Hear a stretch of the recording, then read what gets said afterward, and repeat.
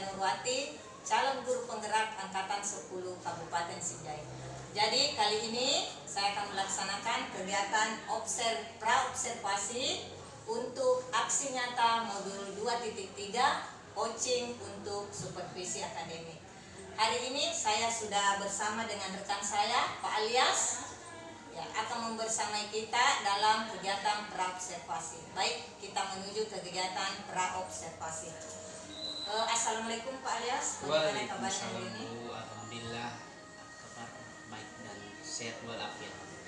Ya, jadi hari ini Pak kita akan mengadakan praobservasi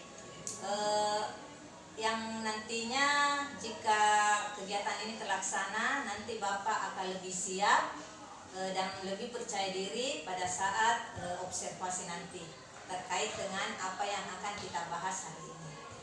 Untuk itu saya akan mengajukan beberapa pertanyaan Pak mengenai praobservasi ini. Boleh Pak? Ya, silakan. Yang pertama Pak, tujuan pembelajaran apa yang nanti Bapak akan bahas di observasi? Adapun tujuan pembelajaran nanti yang akan saya bahas yaitu ada dua. Yang pertama, peserta didik diharapkan mampu menjelaskan proses kedatangan bangsa Barat ke Indonesia. Dan yang kedua, peserta didik diharapkan mampu menjelaskan tujuan kedatangan bangsa Barat ke Indonesia. Baik Pak. Jika terkait dengan area pengembangan bagaimana nanti yang Bapak akan bahas? Dalam materi ini, adapun area pengembangan yang menjadi rencana saya untuk dikembangkan pada peserta didik, yaitu ranah kognitifnya dan mengacu bagaimana dan istilahnya bagaimana menuntut siswa untuk berpikir kritis. Ya. Baik Pak. Terkait model pembelajaran apa yang Bapak nanti terapkan dalam kelas? Adapun model pembelajaran yang akan saya terapkan nantinya yaitu project based learning. Ya, nanti saya akan menyediakan masalah untuk peserta didik, kemudian peserta didik akan berkolaborasi dalam memecahkan masalah tersebut dan pada akhirnya mengkomunikasikan hasil dari kolaborasi tersebut. Jadi berisi sintaks Pak ya? Iya, berisi sintaks. Kemudian Pak, strategi apa yang Bapak akan lakukan nanti Pak dalam pembelajaran? Adapun strategi pembelajaran yang saya rencanakan nantinya di pembelajaran ini yaitu strategi pembelajaran berdiferensiasi. Oke, Pak. Terus mengenai penilaian atau evaluasinya Pak, seperti apa? Evaluasinya yang saya ada dua sih sebenarnya. Ada penilaian yang rubrik tertulis, kemudian mungkin ada semacam tanya jawab saya dengan peserta didik nantinya. Baik Pak ya. Kemudian yang terakhir Pak, sasaran kelas dan waktu pelaksanaan observasi nanti Pak. Untuk observasi ini sasaran kelas saya itu di kelas 11.5 dan waktu pelaksanaannya 2 kali 45 menit atau 90 menit. Baik Pak. Terima kasih Pak atas kehadirannya untuk praobservasi ini. Sama-sama. Ya. Sekian praobservasi kali ini. Kita ketemu di pertemuan observasi nanti. Terima kasih. Wassalamualaikum warahmatullahi wabarakatuh.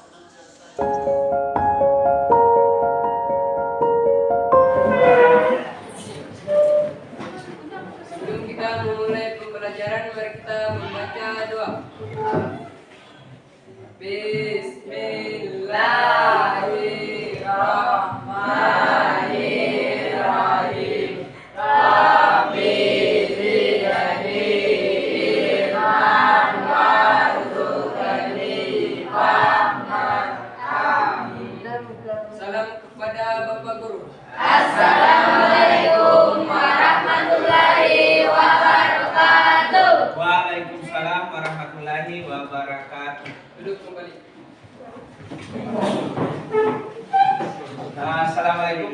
warahmatullahi wabarakatuh. Jadi pada hari ini kembali saya meminta kerja sama semua dalam pembelajaran sejarah. Namun sebelum itu, hari ini siapa yang tidak hadir? Ya? Muhammad Susani, ada apa dengannya? Siapa lagi selain Susani yang tidak hadir hari ini? Itu saja ya. Mahadewi Baharudin, izin. Nama Rizky Rahayu. Andi Pangeran Rizky kemana?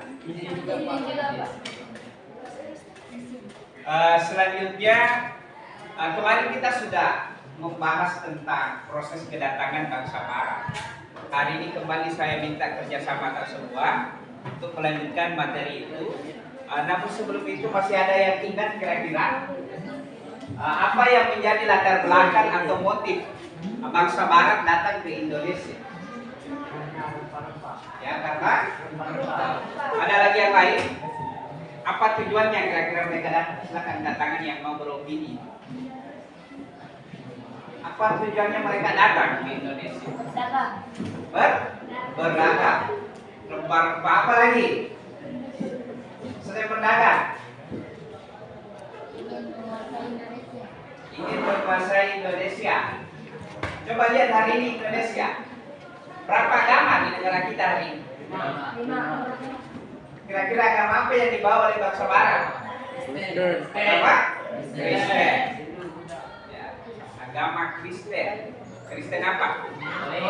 Katolik dan Protestan. Nah, jadi itu salah satu contoh yang bisa kita lihat hari ini bahwa adanya pengaruh besar bangsa Eropa datang ke Indonesia.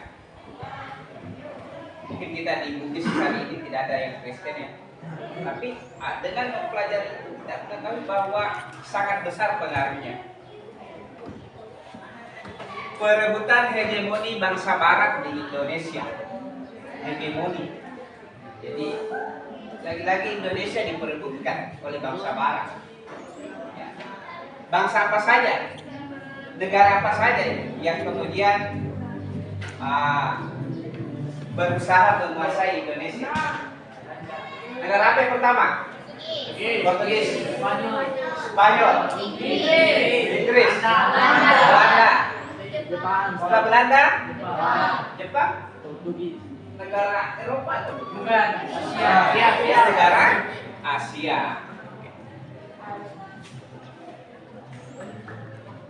Tujuan pembelajaran.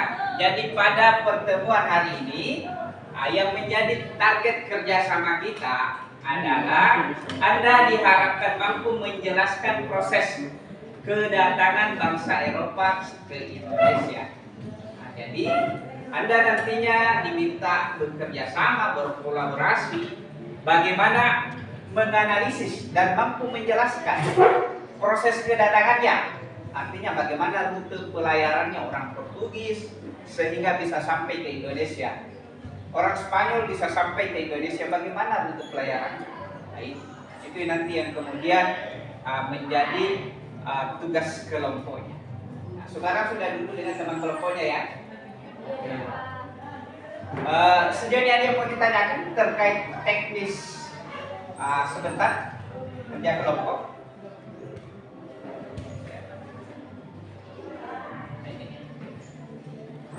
Kira-kira ada yang mampu menjelaskan dari gambar ini? Ya. Silakan kalau ada yang kemudian mampu menjelaskan dengan melihat gambar itu. Ya. Silakan coba yang mau menjelaskan. Ingat loh, ini kita belajar, bukan langsung benar. Ya. Ya. Mana kira-kira gambarnya? Silakan. Siapa yang kemudian mau memberikan pendapatnya, opininya tentang gambar di atas? Ya. Silakan. Anda salah, saya tidak hakimi. Tapi kita datang untuk belajar. Ya. Gambar apa itu? Ya. Bendera negara, ada tentaranya. Kemudian di bawah ada Pulau Indonesia. Kemudian itu emas-emas di Indonesia pada saat itu. Itu apa itu? Rempah-rempah. Nah, kira-kira siapa yang bisa mengaitkan semua itu dan kemudian memberikan penjelasan singkat tentang gambar itu? Silakan. Perkenalkan, saya Rizka Mayati, akan sedikit menjelaskan terkait dengan gambar yang terpampang. Tersebut terlihat bahwa 4 negara yang terdiri dari negara Portugal, Spanyol, Inggris, dan Belanda ingin menjajah Indonesia untuk mendapatkan sumber daya alam Indonesia yang berupa sebuah rempah-rempah. Baik, sekian dari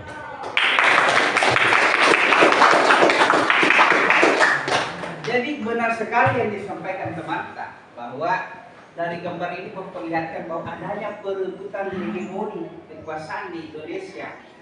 Ya. Ingin menguasai Indonesia dikarenakan Indonesia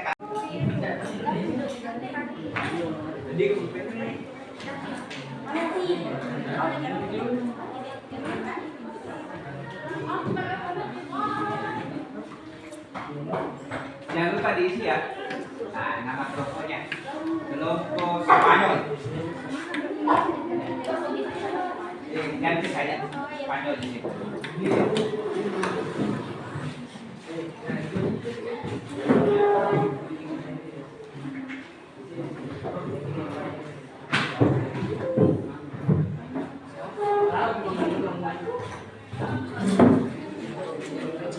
Bisa sebenarnya dicatat-catat.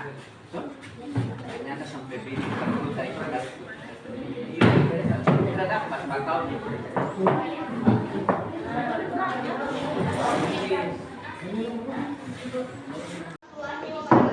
Waalaikumsalam warahmatullahi wabarakatuh. Perkenalkan, kami dari kelompok Spanyol akan membawakan materi yang terkait kegiatan langsung saja. Materi akan dibacakan oleh Ismail. Rute perjalanan bangsa Spanyol ke Indonesia yaitu dimulai dari negara Spanyol sendiri menuju ke melewati Samudra Atlantik ke sebuah tempat di Amerika Selatan, di Amerika yang bernamakan Belize, melewati Panama, Cheyenne, dan melewati Samudra Pasifik di bagian sebelah selatan benua Amerika. Lalu mereka tembus di Samudra Pasifik yang melewati negara Filipina yang tepatnya di sebelah Manila dan menuju di Selat Maluku. Selanjutnya untuk tugas kedua akan dibacakan oleh Atiasya. Untuk identifikasi tokoh-tokoh penting dalam pelayaran bangsa Barat di Indonesia, yaitu pertama Ferdinand Magellan atau Fernando de Magallanes, yang kedua Juan Sebastian Elcano, dan yang terakhir Ruy Lopez de Largos. Baik, itulah presentasi dari kelompok Ayu. Assalamualaikum warahmatullahi wabarakatuh.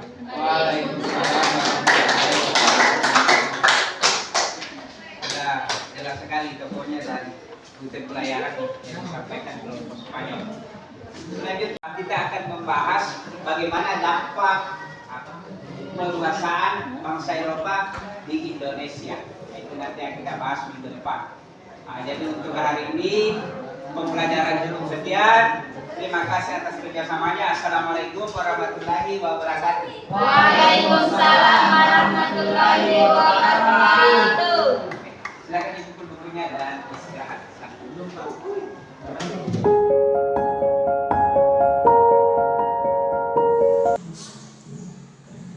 Assalamualaikum warahmatullahi wabarakatuh. Pada kesempatan ini saya Nurwati CGP Angkatan 10 ingin melakukan pasca observasi untuk coaching supervisi akademik. Jadi hari ini saya dibersamai oleh Bapak pengajar praktik Pak Iwan. Bagaimana kabarnya Pak? Dan yang kedua oleh Pak Alias, rekan kerja saya. Bagaimana kabarnya Pak?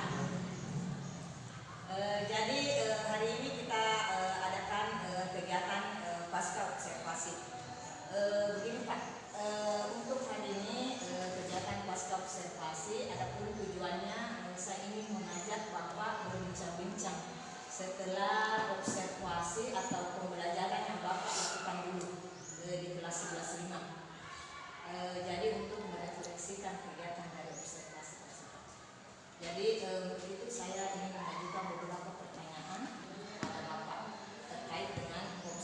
evaluasi yang kemarin kita lakukan. Ya, boleh Pak ya? Jadi pertanyaan pertama itu bagaimana perasaan Bapak setelah observasi di kelas? Perasaan saya merasa senang karena mungkin saya observasi kepada pelajar. Terus bagaimana perasaan Bapak dengan adanya kehadiran supervisor di kelas Pak? Dengan kehadiran supervisor di kelas, tentunya saya lebih termotivasi lagi untuk melakukan pelajaran yang berbeda. Terus apakah pelaksanaan pembelajaran yang Bapak lakukan kemarin apakah sudah sesuai rencana Bapak atau belum? Mas saya lihat bahwa masih ada beberapa rencana saya yang belum sesuai yang saya aksikan di kelas dan di sekolah. Jadi sebelum saya sempat sampaikan catatan saya Pak, ya kira-kira apa saja hambatan yang Bapak rasakan kemarin di observasi? Salah satunya itu bukan sesuai yang mungkin saya tidak masih kurang dalam proses pembelajaran saya. Apakah ada hambatan selain keaktifan siswa? Ada lagi masalah kolaborasi yang belum terlalu istilahnya kayak kolaborasi yang saya lakukan antara siswa dan siswa itu belum tercapai dengan baik. Saya ada beberapa yang siswa salah memahami Belum menyeluruh Pak ya belum menyeluruh. Kira-kira apa alasan yang menyebabkan tadi itu ada tidak keaktifan siswa, kemudian kolaborasinya yang kurang? Mengenai keaktifan siswa mungkin hanya beberapa siswa yang kemudian yang saya tunjuk tidak semua, sehingga keaktifan ini saja, hanya itu saja, sehingga yang lain merasa mungkin tidak terlibat penuh dalam pembelajaran dalam hal keaktifan. Iya. Kemudian masalah kolaborasinya mungkin pemilihan kelompok mungkin kemarin itu yang masih dalam ada yang berpikir bahwa kelompok saya seperti ini sehingga kolaborasi kurang, ada cuma masih kurang. Saya nilainya masih kurang. Jadi apa solusi yang Bapak ingin lakukan untuk mengurangi atau menghilangkan hambatan tersebut? Untuk hambatan masalah keaktifan mungkin solusi yang saya pikirkan dan akan saya lakukan yaitu mungkin akan memberi ruang yang lebih kepada semua siswa, bukan hanya yang itu saja, tapi mungkin saya akan memilah siapa yang kemudian di dalam kelas itu, di dalam proses pengerjaan itu yang kurang aktif. Mungkin saya memilih itu lagi, ya tidak hanya terpaku kepada sebagian siswa. Tapi saya berusaha agar semua siswa terpenuhi sesuai cara belajarnya dan kemudian bisa aktif di dalam proses pembelajaran saya. Jadi kapan Bapak akan melakukan rencana Bapak itu? Saya akan melakukan dalam pembelajaran selanjutnya. Terus komitmen Bapak dalam pembelajaran di kelas? Saya akan melanjutkan, saya akan melakukan pembelajaran kelas yang menyenangkan dan berkelanjutan secara terus-menerus di seluruh kelas yang saya ajar.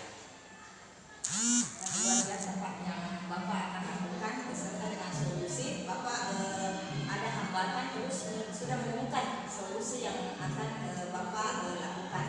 Dan di catatan saya kemarin saya melihat Bapak luar biasa.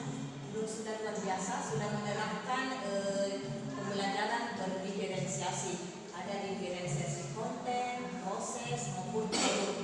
Kemudian Bapak juga sudah melakukan model pembelajaran PBL, jadi sudah sesuai dengan langkah-langkah PBL yang seharusnya dilakukan. Terus Bapak juga nanti berkomitmen ya untuk melaksanakan pembelajaran yang lebih menyenangkan dan memberi ruang kepada siswa secara keseluruhan ya, luar biasa.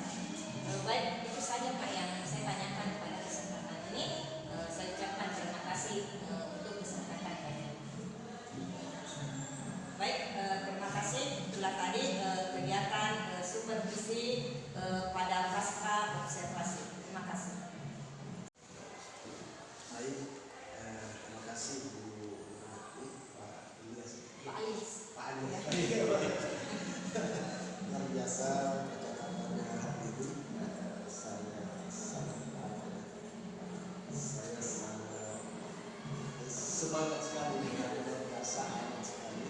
Betul-betul apa yang dilakukan ini, kalau saya lihat kita dalam coaching, pendekatan coaching itu alhamdulillah sudah sangat sesuai ya dari tujuan sampai tanggung jawab. Alhamdulillah saya sudah nampak sekali, luar biasa. Tapi sebelumnya saya akan untuk dalam hal pemerintahan saya ini, saya akan sedikit mengatakan terkait dengan prinsip coaching ya. Jadi mungkin beberapa juga masih ingat itu terkait dengan prinsip coaching ada perkara kemitraan. Kemitraannya adalah tujuan ditetapkan memberikan sejawat untuk kemitraan, kemudian tidak menggurui atau memberikan saran atau nasihat kepada rekan sejawat pada saat diminta berbagi saran dan pengalaman. Ini saya alhamdulillah tidak ada. Kemudian prinsip yang kedua adalah proses kreatif, di mana seorang coach itu membuka percakapan dua arah dan mereka sejawat yang lebih banyak berbicara. Tadi alhamdulillah coaching yang banyak berbicara. Kemudian mendengarkan, mengulang atau merangkum perkataan rekan sejawat dan bertanya. Selanjutnya pertanyaan digunakan untuk apa pertanyaan yang dengan Ahmad tadi, pertanyaan di politik yang digunakan adalah pertanyaan tadi ya. Ya terbukti tadi banyak sekali hal yang disampaikan oleh Pak Ilyas ya, alhamdulillah terkait dengan pertanyaan itu. Kemudian yang prinsip yang ketiga adalah memaksimalkan potensi. Nah, kriteria dari memaksimalkan potensi ini yang pertama adalah percakapan